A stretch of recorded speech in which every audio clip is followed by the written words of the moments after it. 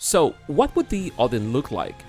This is the part that I think may age like butter, but I think that just like other ships of different manufacturers inspire one another, I don't think the Odin should be much different, stylistically at least, from what Anvil already makes, and since their largest ship is the Karak, I think that we can take it as a base and then try to see how it would change.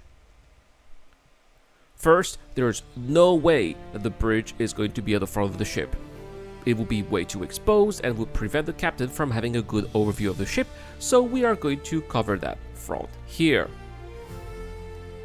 Next, we are going to remove those wings on the side. They make the ship look way too fragile, and since the ship is much bigger than the Karak, there are going to be plenty of opportunities to put turrets on other areas of the hull.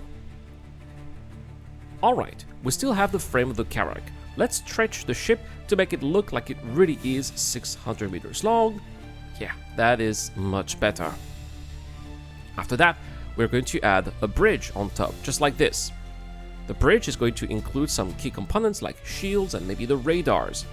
Just like in a famous sci-fi saga, it will therefore be a target that friendlies will have to defend. We don't want to make the Odin invincible after all. Last but not least, the hangar, which will not be at the front of the ship, but on the side.